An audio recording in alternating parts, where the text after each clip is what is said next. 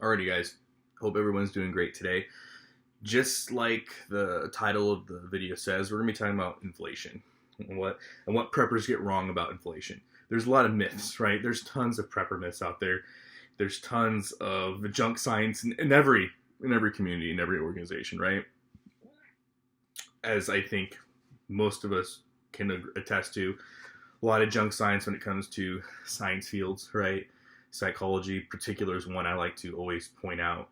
There's lots of junk science when it comes to economics, as we saw currently just in the last few months with, commodity share pricing, GameStop, that whole debacle. There's tons of junk science and everything.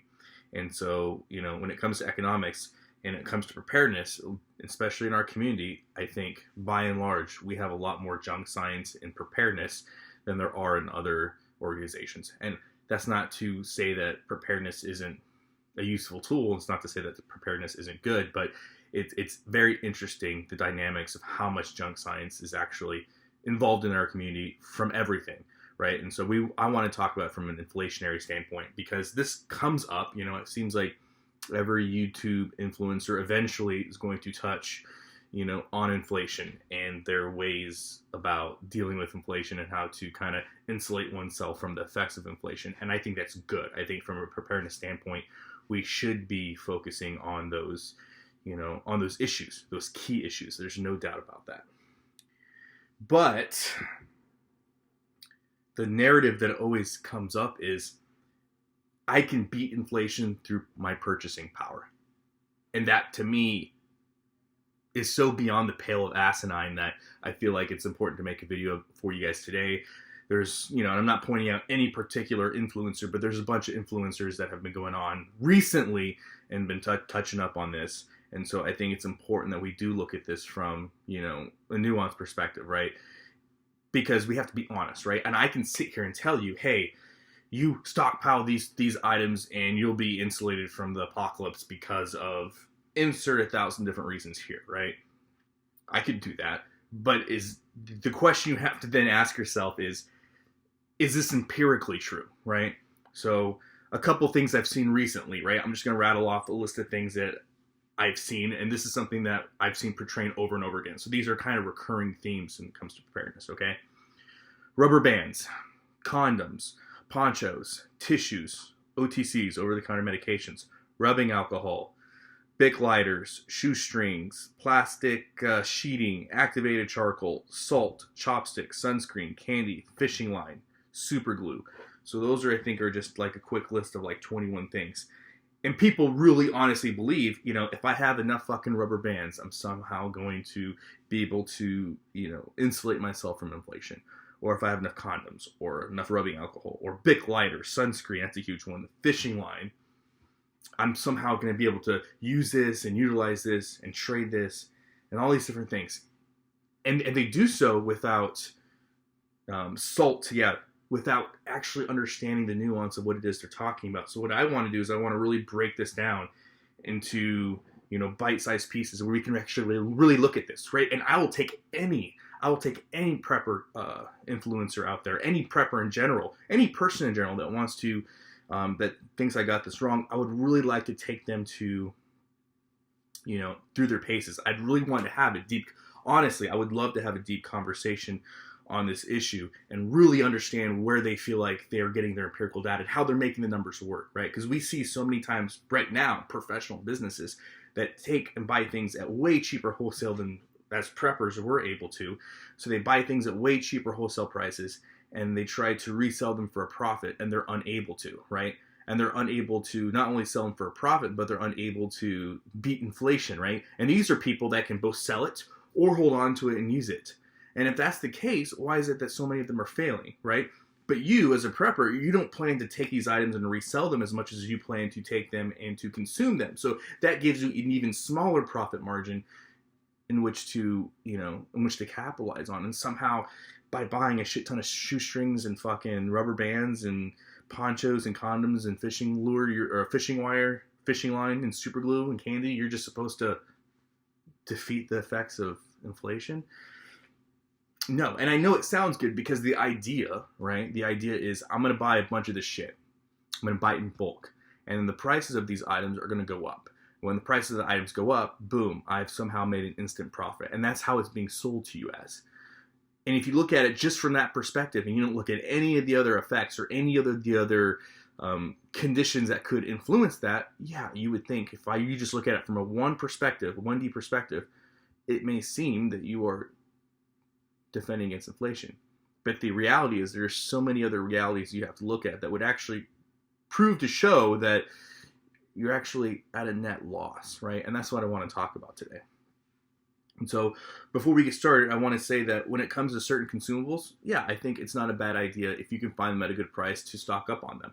Now, ultimately, is that going to help you beat inflation? Personally, I don't think so. Will you save a couple of dollars here and there? You will. And saving a couple of dollars good.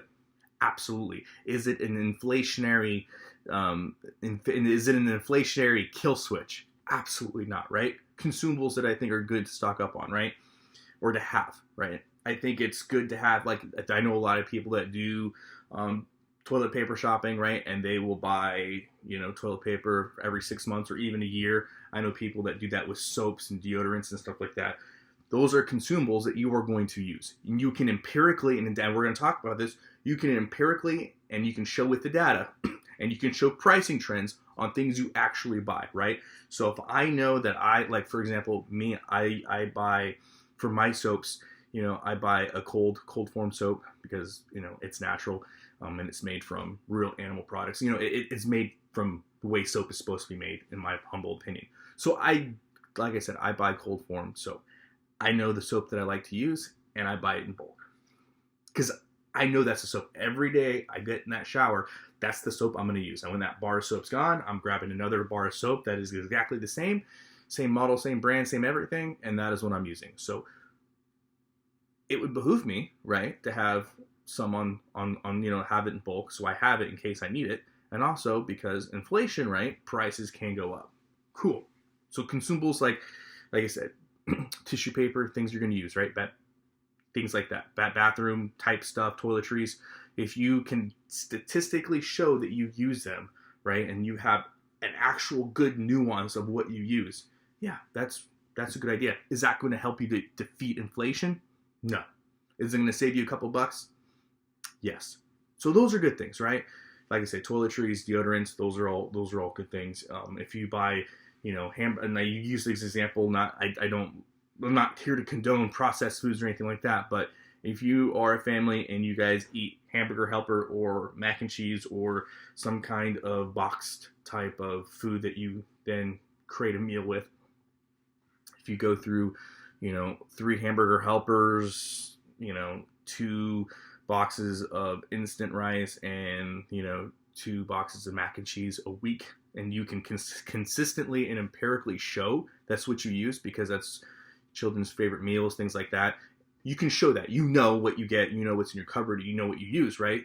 Any mom or any person that does half a second of looking and knowing what they purchase, right? So if you purchase those in bulk, right, because you know you're going to use them because you use them every week and it's a consistent item that you're using every week, then yeah, that wouldn't be a bad idea to buy in bulk, right? Because you can empirically and through data show these are items that I use. I don't see people able to do that unless you are unless you have some kind of data reporting system like what you have for like schools or any other logistical, outfits for, like a resource department. Rubber bands, right? How many rubber bands do you use in a year? I don't fucking know, right? In our office, we have rubber bands. I don't know how many fucking rubber bands we use. Condoms, don't use them. But even if I did, I mean, am I having sex once, twice a day on average? Am I doing it 3 times a week? Am I just basing it upon hopeful projections, right? Because a lot of these are just hopeful projections, right? Over-the-counter medications, that's a good one. We're going to talk about that in a second. Bic lighters. How many Bic lighters do you use in a year? Consistently, can you say that you use in a year, right? And for those of you that think that Bic lighters don't have expiration dates on them, that gear can break down. And we're going to talk about that in a second. Shoestrings. How many shoestrings do I use in a fucking year? I don't know. I can't explain with any empirical data how much I use. We're going to talk about that one too. Activated charcoal, same thing. Salt. So as a homesteader, as somebody who dispatches their own animals and somebody who uses salt for many occasions, tan hiding that kind of thing. I use salt. I use quite a bit of salt, and I have salt stored up. But I can tell you that, 100 pounds of salt is going to last me a year. Easily, it's going to last me a year. No problem. And I dispatch a lot of animals. That's how I feed my family. The average home, 100 pounds of salt. I mean, does salt go bad? It depends. It really depends. Let's say you have it totally stored up, and you're just, if you live in the suburbs and you're not, unless you're doing huge baking outfits or you just somehow decide you're just going to slaughter all your animals, 100 pounds of salt may be a lot bit overkill for you. Like a lot bit overkill for you. So when they say to buy in bulk and bulk stock up on salt because it's this, awesome resource, how much are you going to stock up on? And what happens if you don't use it for a couple of years, right? We're going to talk about that too. Chapstick. I mean, if you consistently use it and you know that you use 2 or 3 during the fall, winter season or whatever, yeah, have those items. But buying up on bulk for the idea of perceived shit hits the fan, perceived, what if I have to barter it, this, that, and the other? I think that's a huge fallacy. Absolutely huge fallacy. Again, we'll talk more about this stuff later. Let's talk about fishing line real quick. I fish all the time. So we have a river right there at the far end of our neighbor's property. One of the best fishing rivers in the state. And I'm blessed and honored just to be, just down the street from, not even down the street, just, walk down on his property down to the water, right? Private access. And I fish. I love to fish. I think fishing is great. I love the peace and calm of it. I fish more than most people. Okay. And it's easy because it's right fucking there. With that being said though, if you don't fish, how much fishing line are you going to have on hand? Like, I want you to honestly think about it. Number one, what fishing line are you buying? Are you being cognizant of the fishing line that you're buying based upon your area? Is this going to be just for trout? Is it going to be for steelhead, bass, catfish? Like, what are you, what kind of line? Because I know when I go fishing for, I require a certain type of line, right? Thickness, length, the whole 9 yards. So if you try to want to barter with me with fishing line that's not applicable to what I'm doing, I don't want your fucking fishing line. And is the idea in a bartering situation, you're just going to somehow find somebody that needs this particular fishing line, and they need it, they can't live without it, right? Are you using this fishing line? Do you even know what that fishing line is used for? Do you even know what it's popular for? Do you even know what kind of fishing is done with it? No, because you're just being told to go out there and buy fucking fishing line. Right? All right, so now let's talk about the actual empirical data. Like, let's get into it. First question you have to ask yourself is, what I just said, is what I'm doing empirical, right? Can I factually show with science? Can I factually show with math? Can I factually show with numbers that all the aforementioned items that I just mentioned, because these are things that are recommended by, YouTube influencers, can I empirically show not only the need for it, but how many times I use it? Because if the purpose is to justify these purchases to beat inflation, you need to have some kind of empirical backing, because that's going to tie into everything else that we're going to talk about here in a second. Do you know the numbers? So to answer the question more carefully, last year, 2020, how many condoms did you use? How many feet of fishing line did you use? How many bottles of super glue did you use? How many bottles of rubbing alcohol did you use? How many bottles of over-the-counter medications, or how many tablets of over-the-counter medications did you use, and what types and varieties? How much toilet paper did you use? How many condoms did you use? How many rubber bands did you use? How much activated charcoal did you use? How many plastic sheeting did you use? How many Bic lighters did you use? How many shoestrings did you use?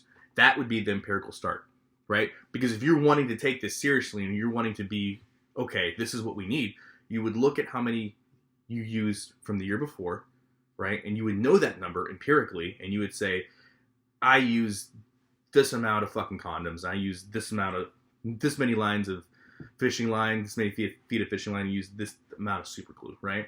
So if you were really wanting to beat inflation next year, you would buy those items at that quantity, at that price, and you have 1 year helped yourself, right? Now, can you project out a few more years? Maybe, but then you got to think about, the diminishing good factor, which we're going to talk about here in a second. Which is number 2. Are the perceived price cuts worth the hassle? So let me give you an example.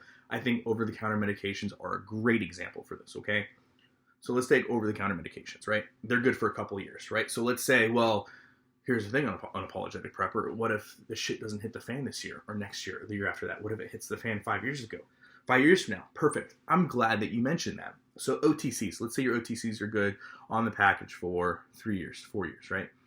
We know that you can use medications past their expiration date, but they're going to degrade in their quality, right? So just take your average over-the-counter Tylenol PM medication, right? Some medication, let's say 500 milligrams is the recommended dose, right? And you're a couple years past your expiration date, right? And let's say you are able to buy each tablet at 3 cents a tablet, right? We're just going to use a nice round number, 3 cents a tablet. And that was when you bought it 5 years ago. Now it's expired. It's been expired 2 years. In order to get the same effect from that one tablet, you need to take 2 of them, right? So now you need to take 2 tablets, right? So now you need to take 6 cents worth of tablets to get the same desired effect because it's slowly degrading in its ability to, help you out. Or you can buy, or you can, have bought recently a bottle of Tylenol PM, and now the tablets are 7 cents a tablet. But you can take the recommended dosage. Did you really save yourself money if you have to take more of the dosage? What if you are saving 1 cent? You're saving 1 penny on the tablet because of diminishing returns, but you're saving 1 penny on the tablet, but you have to take 2 versus being able to have a fresh batch of Tylenol. For me personally, I would rather have the newer tablets because every month that progresses, every day that progresses, that Tylenol efficacy is getting worse and worse. So there may be a time where if you take it, you have to take 3 tablets to get the viability of what 1 tablet would give you, right? And now you have all these tablets that are just diminishing every fucking day. So are those diminishing returns worth it?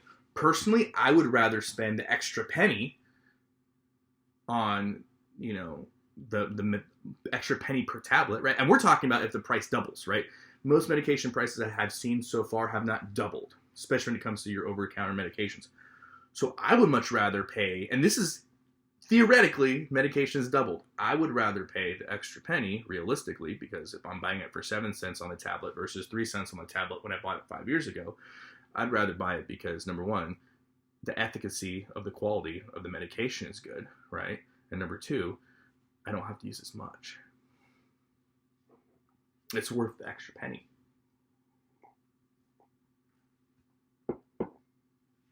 And the same can be said for let's say, shoestrings, right? And this is something that I'm really big in. Am I going to buy, in a shit hits the fan scenario, am I going to buy shoestrings? No. But what do I have on hand? What do I have a lot on hand because I use it all the time? 550 cord. I will use 550 cord as shoestrings if I have to. And 550 cord has a lot of other good efficacy behind it, and those aren't really videos for YouTube, but they have a lot of good other efficacy behind it from a, Sears School, initiative and other things. So 550 cord is just a really good survival cordage to have. With that being said, why would I buy, if I can't buy shoestrings because the price of it is too expensive, well then I have another form of cordage that I can use. And also this cordage has the ability to make me money, right? Because I use it and, I make dog collars and I make leashes and stuff like that people seem to like, you can use it for decoration purchases, plaques, that kind of thing. So not only does my 550 cord have lots of other uses, but it actually makes me money too. I can take it, create something with it and resell it, and I can make money off of it. So that is a good way to defeat inflation, right? But just having a bunch of shoestrings on hand, the fuck is that going to do for you? You know what I mean? Oh, my fucking shoestring is broken or something. Okay. Well, if you are afraid to go to the store and buy it because it's going to be, a couple cents more expensive, it's a quarter more expensive, fine. 550 cord, bro. Make money off the things that you're already prepping here. Okay, so that's something there. Is it worth the hassle? Like I said, if I'm really depending on the efficacy of shoestring inflation to save me from inflation, there's probably a lot of other things going wrong. Okay. Number 3, is spending money the most efficient way to prepare for inflation? I don't think so. I don't think so. I don't think that spending money is the most effective way to save your dollar. I don't. I think that, and this is just coming from somebody who's not, I'm not any kind of broker or investor. I'm not any kind of money person, insert whatever title that is, right? But I can say from a common sense perspective, and a more effective way to hedge and protect your money from inflation, I can think of a couple things right off the bat, okay? I can think smart investing will help protect your money against inflation. Being a producer is a great way to protect your money from inflation. Paying off debt is a great way to protect yourself from inflation, because guess what? Those interest rates, they don't give a fucking shit what the fuck is going on in the fucking economy, my dude. They don't give a shit. They don't care, right? So hyperinflated, doesn't matter. Those insurance, every single month, those rates are going to continue to recycle, right? It's just the truth. Regardless of what you feel that's going to do to the bottom line, it's happening. It's happening every fucking month, right? So I think those 3 things off the top of my head, right? Investing, being a producer, and getting out of debt is going to be way more beneficial than purchasing condoms. Okay. Number 4, how much loss is counterintuitive, right? Loss margins. Anybody that's been in business, you know what loss margins are, and you know how important they are to running a business. So it's the same goes for you, loss margins. And anybody that's been a prepper, myself included, anybody who's done this for any amount of time will tell you they have bought preps that they either are not applicable to them, they end up didn't working or using, they broke, or they spoiled, or maybe they got stolen or something happens. But every prepper that's been doing this for any amount of time can tell you that they've had some kind of loss margin, and they can tell you 5 different ways they've had a loss margin, like I just mentioned to you right now.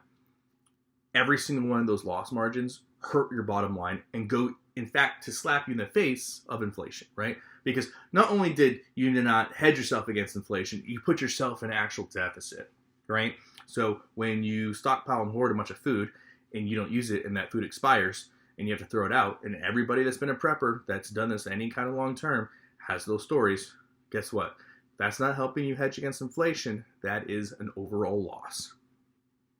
That's loss. That is a margin loss. Same thing can be said with medications. That's a great example. That is an overall loss, okay? That can be the same for all things, things on here that I can see being a loss, right? Just off the condoms, right? Their efficacy over time breaks down. So if you buy, 1,000 condoms and you don't use 1,000 condoms, the efficacy of them goes down. So if you're not protected, what's the point of fucking having a Jimmy, right? I guess rubber bands can degrade. I don't know what the fascination is with rubber bands. I don't know.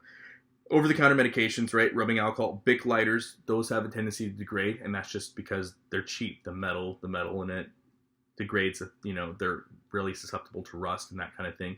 I've seen it. I don't know how many. I'm sure you guys have seen it. You guys have seen the Bic lighters. You pull it out of a drawer, or you'll take it out of a package, or whatever. I've even seen them in the packages that way. They got rust on them. That is a net loss, right? Activated charcoal, salt. Salt's good. You can use salt, but like I said, if it's not stored properly, it can be a loss. Or let's just say you have 100 pounds of salt and you're not using it. You can only bake so much. You can only make so many. 100 pounds is a lot of fucking tablespoons of salt, my dude. You get to a point where it's not useful. Or you get rid of it because it's like, oh shit, I have fucking 70, 80 pounds of salt that mom's had for fucking 10 years. No one's going to want to use it. Chapstick, sunscreen, candy. Candy was brought up. Will it go bad eventually? Sure. If you freeze it, will it last longer? Sure. Do you want to be the person with a bunch of frozen candy in your freezer? I can think of a lot better uses for a bag of candy. I'd rather have a bag of elk, but hey, that's just me.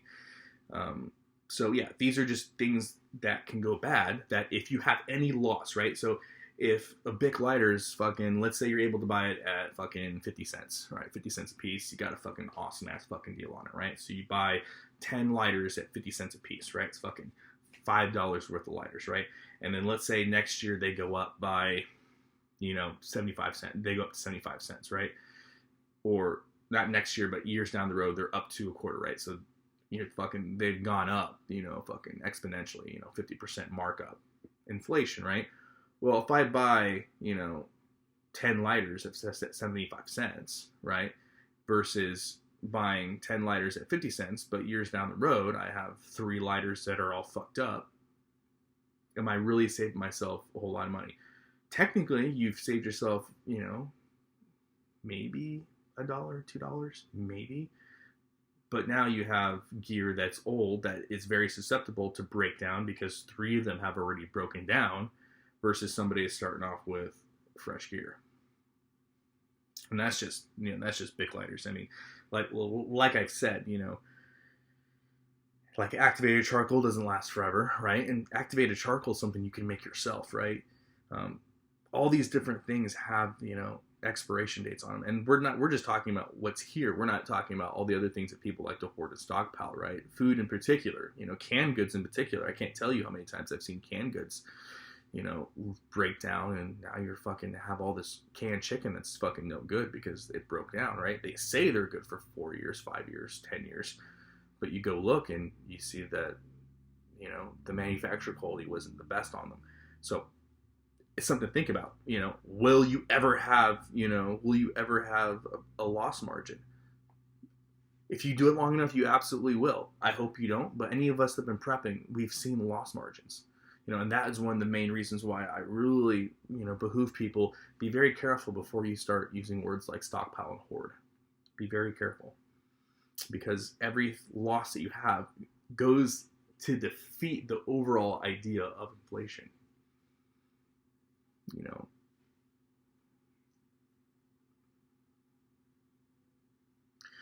What is the total profit margin per year, right? And this is important. And I know I'm asking this question, and I'm asking it because if you really truly believe that, if you are in preparedness and you truly believe that there is going to be profit margins from hoarding and stockpiling, you should be able to know those numbers. You should be able to rattle those numbers off to me. I've never seen anyone able to rattle off their total profit margins off to me from a, hoarding standpoint. Nobody's been able to do it. And I would love to ask any of these prepper influencers if they could give me an actual solid number and they can back up their claims with empirical data. Because I've never seen it. And so, it's one of those things where, those profit margins are kind of important. I know for me on my homestead, I'm a producer, and I know my profit margins when it comes to my animals because I know what has to go into them, and I have the ability to be like, yeah, these are my profit margins. This is why I do it, right? And I tell a lot of people, the reason why I produce meat on the hoof is because I can't eat this way doing anything else. There's no way I can eat as good as I eat here if I didn't do it myself, right? Food scarcity aside, don't really believe it's a thing, but I can't eat this way, right? If I wanted to go to the store and get, beef, if I wanted backstrap, if I wanted, a ribeye steak, if I wanted filet mignon, and I want all the hashtags, organic, pasture raised, no hormones, no medicines, none of the garbage, right? I couldn't afford that per pound. Are you fucking kidding me? You know how much organic turkey is going for right now? Gosh, fucking crazy, through the roof. So I can't afford to depend on the capitalistic infrastructure to eat as good as I eat here. I can show you those profit margins and I can show you those numbers. You should be able to do the same thing. If you're claiming that you are prepping to save money or you're prepping to hedge yourself against inflation, you should be able to divvy out that bottom line number, no problem. And you should be able to break everything down. And you should be able to show me or show anybody, show yourself, that's who's most important, the empirical data of your claim. Number 6, and this is gonna sting a little bit, and I understand that. My intention is not to hurt anybody's feelings, but we gotta address it. Ask yourself, am I trying to justify a hoarding mentality? Right? Am I trying to justify a hoarding mentality? A lot of people get into prepping that already have these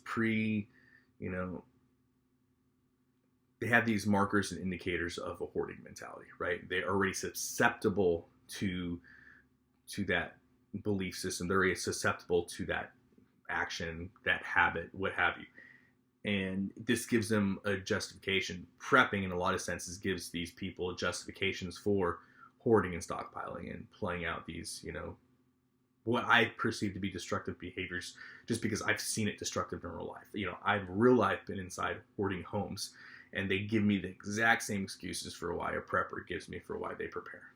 Exact same, And so my question is, how much of this is just to justify the hoarding? Because when people that they hoard because it makes them feel good, right? If it didn't make them feel good, they wouldn't do it. It's destructive. Drugs are destructive too, but it makes them feel good. So, and I feel like a lot of people, the action of buying something with fiat currency, the action of purchasing things makes them feel good. It makes them feel like they're in some kind of control. It's a psychology thing. And thanks to Ariel, my wife, I'm starting to believe in psychology more and more, but it's this idea that they have control. They feel like they have some kind of control over the trajectory of their life, right? They feel like they are, even though it's something small, something minute, it gives them control, and that's all they need. That's all they need to justify that behavior. So I'd really caution you guys, caution you guys to get to the crux of it, because people that hoard are not actually saving money, and they're actually not helping with inflation. They're not. And number 7, it's the trusty old quote, right? Better to have it and not need it than need it and not have it. Remember, this is a great argument, but it's not an argument for battling inflation. It's an argument employed to justify an ideology, right? It is. Trust me, I would much rather have something and not need it than need it and not have it. I get that. But I can address that, and I have to be honest, right? So if I'm going to be honest with myself, yes, I would much rather have a coffee mug and not need it than need a coffee mug and not have it. But I'm going to be 100% honest with you. I am not depending on this coffee mug purchase to defeat inflation. Does that make sense? So yes, I agree with that notion. Better to have it and not need it than need it and not have it. But I am not going to use buying the coffee mug because I might need it as a premise for defeating inflation. It's not. I want it because I want it. I want it because in case I need it, I want to have it, with the understanding that I may never need it, and so it's going to be a waste of money. But it doesn't matter because I want to have it. I can openly say that to you, right? Because I'm being honest. 110% honest, right? I totally agree with that quote. But that quote does not justify the conversation of defeating inflation. It doesn't. And nobody can in good conscience even argue that point from any kind of sophistication. Firearms are a great example, right? Tools are a great example. All these things are a great example. I would much rather have a screwdriver or a socket wrench and not need it than need a socket wrench or a screwdriver and not have it. 110% absolutely I would. But I'm not going to sit here and say I'm buying the socket wrench and, the screwdriver to defeat inflation. Just being honest, right? Got to be honest with ourselves here. So while I can totally agree to that mentality, and here I trust me, here we definitely believe in having more than one thing. I can also realize that it's not going to hedge against inflation, and I can also hedge that it's good to have a couple things on hand. But at some point, maybe it's good. I'm sure if I looked around, I have some condoms around here, right? I'm sure having condoms is there are some uses. I obviously haven't used them for quite a while because I haven't found the need for them, but I'm sure there's a use. Let's take condoms, right? I'm sure there is a fucking use for them. With that being said, I'm under no illusion that I have those condoms to defeat against inflation. Number one, I'm under no under no illusion. And number two, I also realize that stockpiling and hoarding them is not going to help me with inflation either. Could there be an off chance that I might need it for something? Yeah, that's great. But it goes back to that rather need it and have it and not need it than need it and not have it, right? I'm under no illusion it's helping me battle inflation. I'm also under no illusion that I need 1,000 of them. Bic lighters are another great example. Plastic sheeting is another great example. Shoestrings, all these are great examples, right? Chapstick, sunscreen. Yeah, I think it's good. Have a couple chapstick on hand, right? You know, my lips get chapped every once in a while, right? There are other options, obviously, on a homestead that can help with that. But, you know, it's easy, just take a tube and go, right? So, yeah. So I think having, you know, between me and my wife, you know, having, I'm use a number that I think is overly generous, but let's say we had 10 altogether, right? 5 for her, 5 for me. That's overkill. But let's just say, there's a difference between having 10 tubes of chapstick for 2 people that you think you might need, and then not buy chapstick till you need it again, versus I'm gonna stockpile a whole box of chapstick, and we have now 200 tubes of chapstick just because we found it on sale. There's a huge difference, right? And there's a huge difference not only in mentality, but there's a huge difference in the effectiveness of that, right? Because at the end of the day, am I going to use 200 tubes of chapstick? No. Do I expect to be able to barter that reasonably for anything at the cost that I bought it from? No. Now, do you want to have them just to give out for goodwill and good graces? Sure. Again, that would defeat the purpose of fighting inflation, though. So I hope this was helpful for you guys. Like I said, let me choose my words carefully here. I am somebody that cares about data. I'm somebody who cares about science. I don't really care about the feelings a whole lot. The feelings don't really do shit for me. I care about what I can empirically prove, and I care about what's factually true, okay? And so that's where this is coming from. And I know there's other people out there. I know there's a lot of people that are new, and you guys are scared. And I did a podcast with my wife Ariel, and we're gonna get that aired here hopefully soon. We have no Wi-Fi here, and she's a fucking psychology guru, and so we're gonna kind of break this down a little more for you guys in that segment. I hope you guys watch it. But what I really want, and she brought up this point, which I think is it's fucking spot on. My wife has this exercise correlation, right? She has this mental exercise that she likes to use, and it's true, right? So you see Joe Schmo, he's walking past the gym, and he sees, you know, V-Shred himself, Mr. Vince from Ohio, good looking dude. And he's in there, 8-pack, working out, looks really healthy, and Joe Schmo is eating a donut, and he becomes woke, and he realizes, holy fucking shit, the world's about to end. I could die at any moment. I got to get prepared. I got to get healthy, right? All these industries have something in common. You know, the workout industry, the economic industry, the academic industry, the prepper community, you know, prepper industry at this point. Everybody has a fucking starter kit for you, right? Everybody.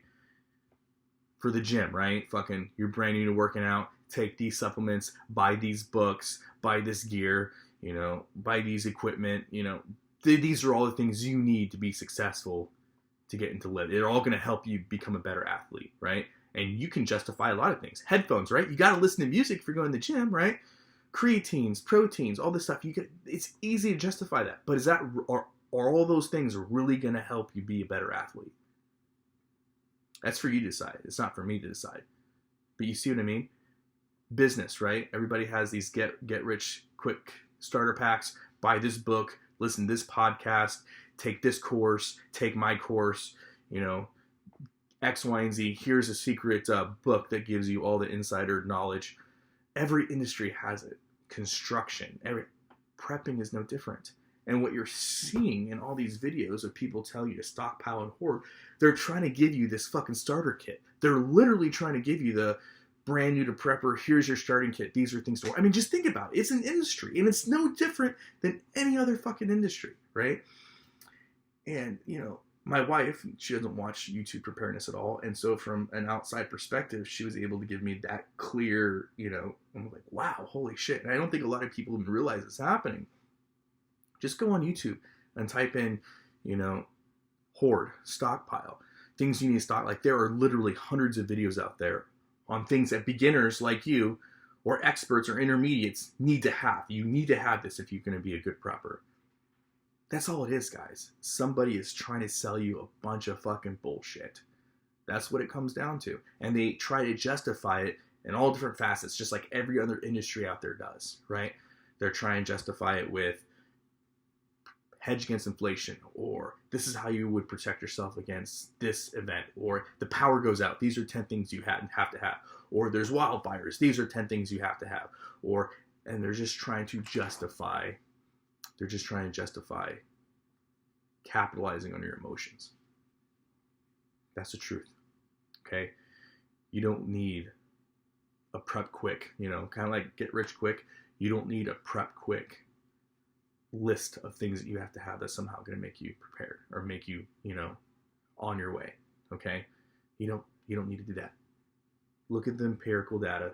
Look at it factually. I have one of those videos myself about, you know, 10, 12 things that you need. And guess what? None of them cost you any money. If you're new into preparedness and you're trying to get prepared, you shouldn't have to spend a fucking single cent. Don't spend your money. I encourage everybody. If you're brand new to prepping, don't spend any money. I don't care what level of prepping you're on. Don't spend any money. Like, if you just found me, don't spend a fucking single dime.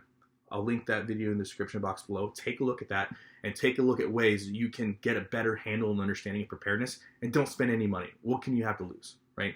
Don't spend any money. Look at my considerations. See if they make sense. If they don't make sense, fucking throw them out, right? Don't even bother with it. But if they do make sense, they're free. They're free ways to get yourself more prepared than the supposed experts out there. So there you have it. If you guys like the video, you know, leave me a comment. Tell me what you think. Tell me what your thoughts and opinions are. I'm very curious. If you dislike the video, leave a thumbs down and explain to me what I got wrong. Be empirical. It's important. That's all I have for you guys, as always.